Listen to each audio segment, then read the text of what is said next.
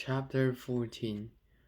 This next bit is super sad. I'm just saying that to warn you because there is almost nothing worse than reading about someone else's eggnog.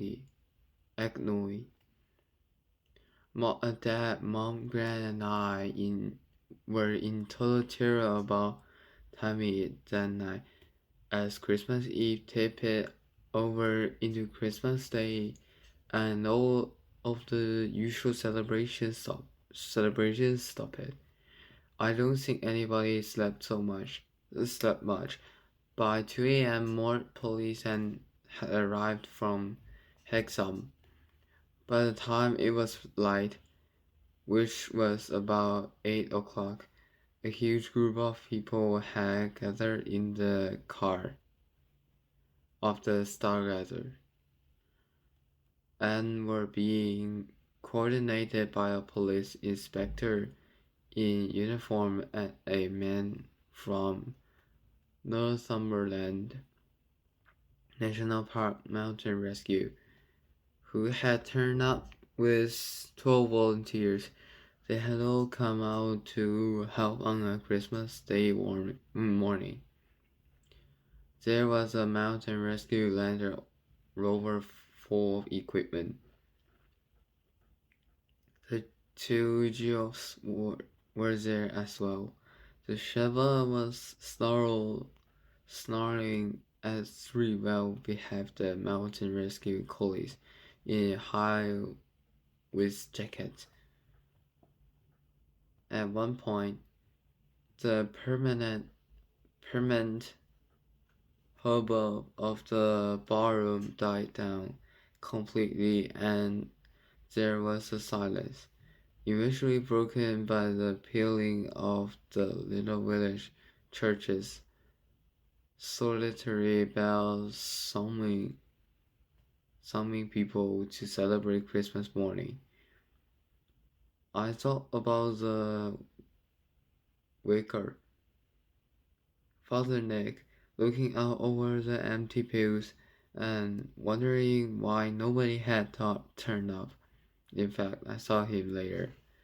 He had taken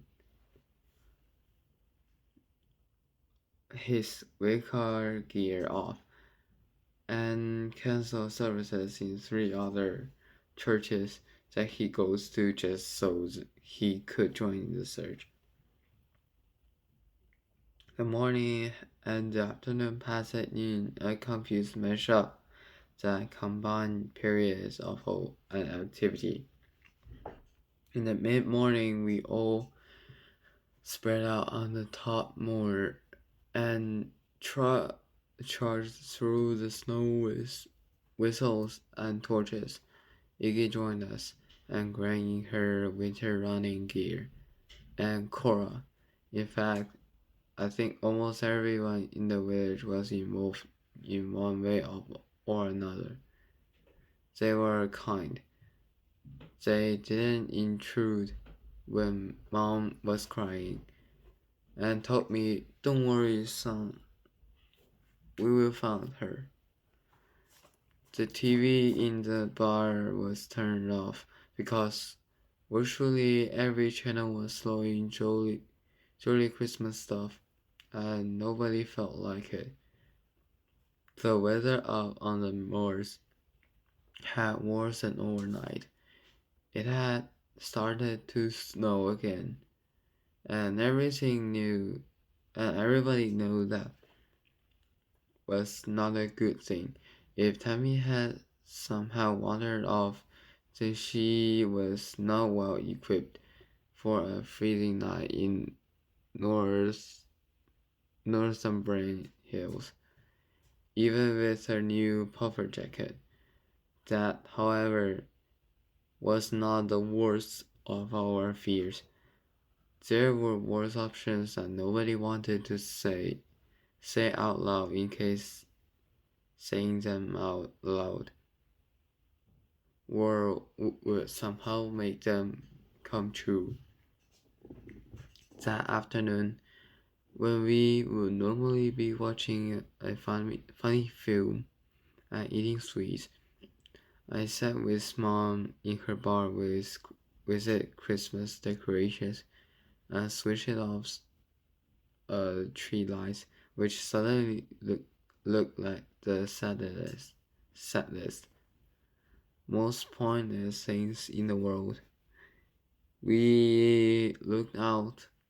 We looked like the saddest,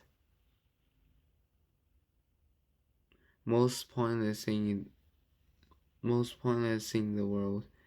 We looked out of the pub window, which Tommy and I had sprayed with fake snow a couple weeks earlier, and we watched as people who run the sailing school on the other side of the reservoir pulled into the driveway with a small boat on a trailer with outboard engine. We knew what that meant. We knew it meant there was a possibility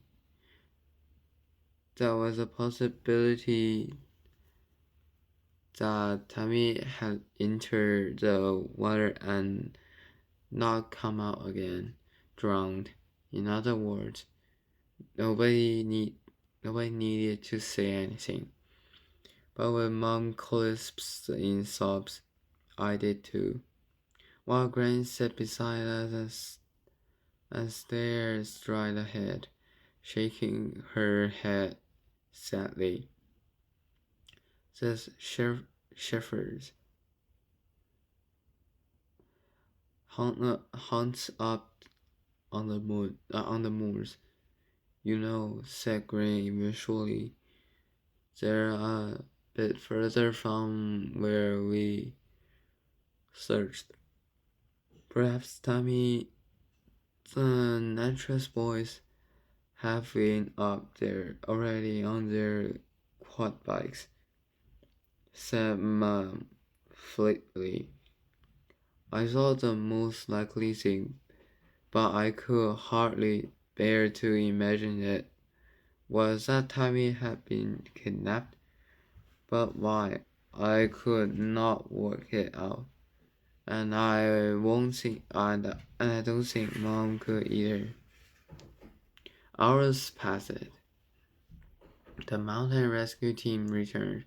The police continued to make inquiries, and more police cars arrived, and a police Land Rover.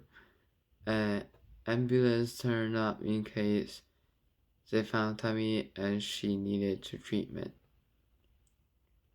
Christmas Day stretched into a long evening.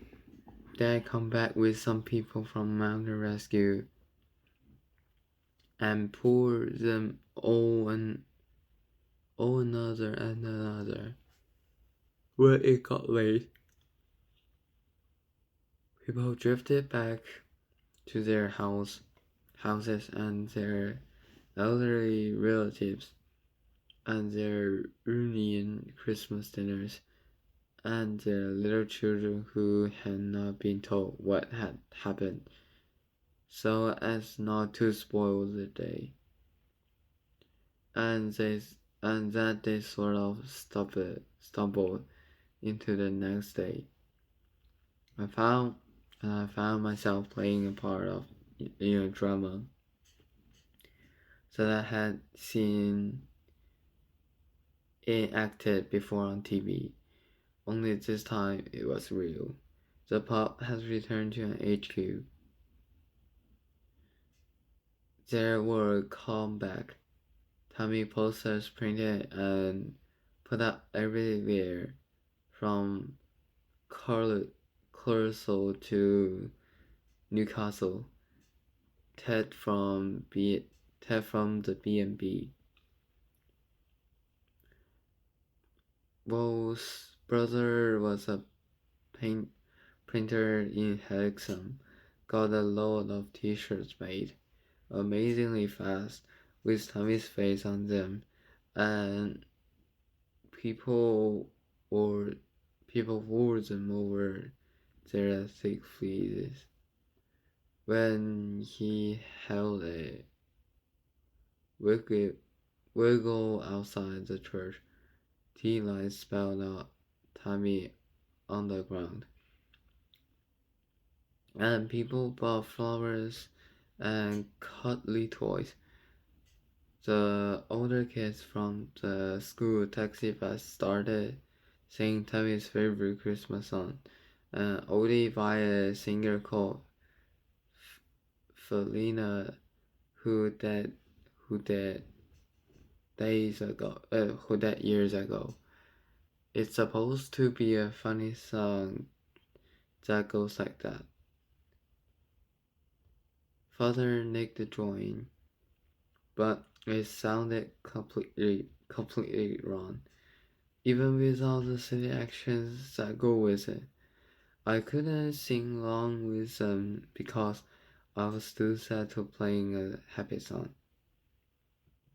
So I just stood and watched, massively aware that everyone was looking at me, but trying to look as through they won't. They weren't. Soon, it felt like a decade. 4 exhausting days had gone past, and Tommy was still missing. And still I felt deep inside me, so deep inside me that I couldn't even know what the feeling was real. That Tommy was alive somewhere. Then 4 days into our ordeal, Iggy Fox Templeton came to came to the door with his fishing rod, trying to be normal, and everything got even less normal, if that was even possible, for that was when we met Helene, the strange, the strange, smelly creature who said she knew where Tommy was, and that we had to tell no one.